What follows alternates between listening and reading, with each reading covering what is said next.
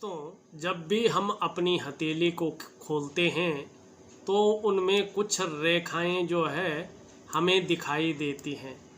कुछ हथेलियों में बहुत कम रेखाएं दिखाई देती हैं और कुछ की हथेलियों में बहुत ज़्यादा रेखाएं दिखाई देती हैं। अगर हम ध्यान से देखें तो उन रेखाओं के मिलने से कुछ आकृतियां बन जाती हैं। तो अगर कोई आकृति, किसी ग्रह से कोई रेखा निकल रही है और उस रेखा से कोई आकृति बनती है तो उसे योग कहते हैं। उन्हीं में से एक योग बनता है भद्र महापुरुष योग। अगर आप जन्म कुंडली को देखेंगे तो भद्र महापुरुष योग बुध से बनता है और केंद्र के चारों घरों में कहीं भी बुध हो, उच्चिके हो या स्वराशिष हो तो भद्र महापुरुष योग बनता है। वैसे ही हमारी हथेली में भी, इसको मैं मिटा लेता हूँ। देखिए, हमारी हथेली में भी ये बुध का क्षेत्र है, सबसे छोटी उंगली है। इसके नीचे के भाग को हम बुध कहते हैं।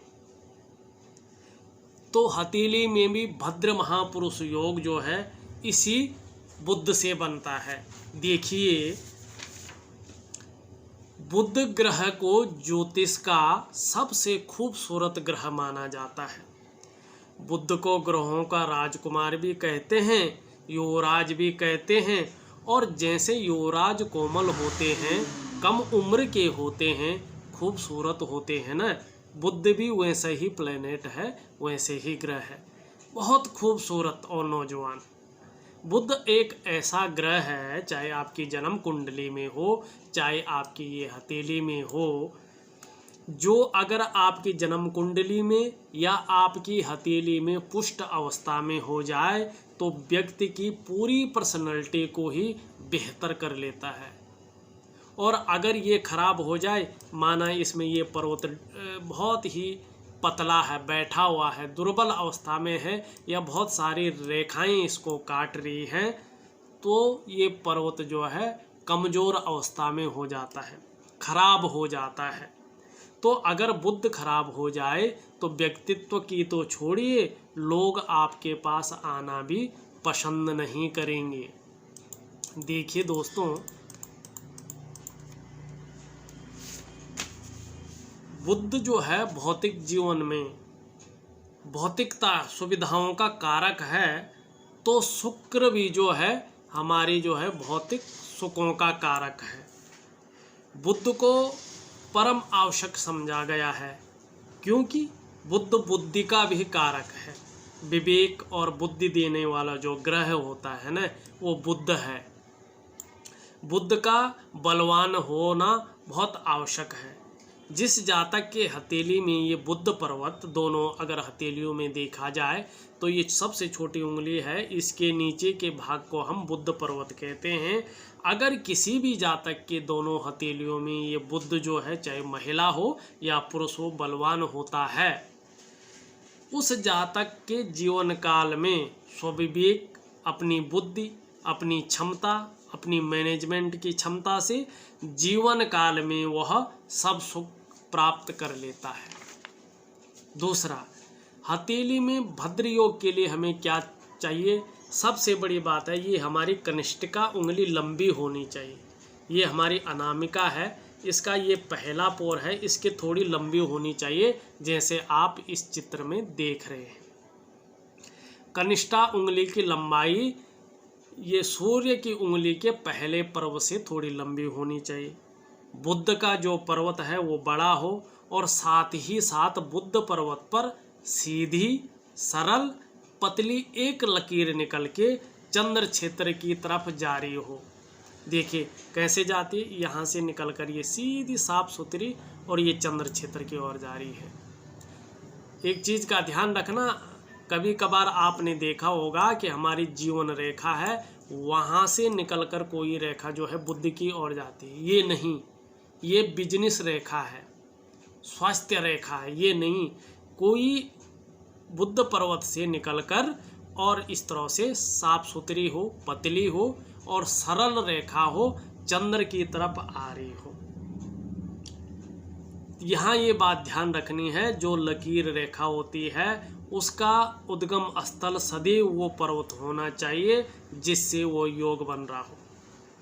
भद्र योग के लिए बुद्ध पर्वत से ही लकीर निकल करके चंद्र की तरफ आती है, तभी भद्र महापुरुष योग बनता है। साथ ही साथ बुद्ध पर्वत पूर्ण रूपेण पुष्ट होना चाहिए, फूला हुआ हो। भद्र योग ज़्यादा बलवान, वो फल देने वाला तब ज़्यादा हो जाएगा जब हमारा जो ये शुक्र का पर्वत है, ये अंगूठा है, इसके नीचे के भाग को हम शुक्र पर्वत कहते हैं। ये शुक्र बड़ा बलवान हो और सुंदर हो। सुंदर का मतलब होता है कि इसमें कोई भी बहुत सारी रेखाओं के जाल न हो, दबा हुआ न हो, कट का निशान न हो, ये साफ सुथरा और जो है लालिमा लिए हुए हो, तो भद्र योग जब बनेगा उसका फल आपको ज़्यादा मिलेगा। दूसरा, अगर शुक्र पर्वत पर्याप्त रूप से फूला हुआ हो तो हथेली में भद्र योग का निर्माण हो जाएगा। अब ये कैसे पता करेंगे कि कौन सी रेखा कहाँ से निकल रही है? इस बात को जानने के लिए दो बातों को समझना चाहिए। ये देखो, कभी भी आप अगर रेखाओं का अध्ययन करते हैं तो सबसे पहले आपको क्या समझना चाहिए? ये देखो, ये हमारे सपोज ये जीवन रेखा है।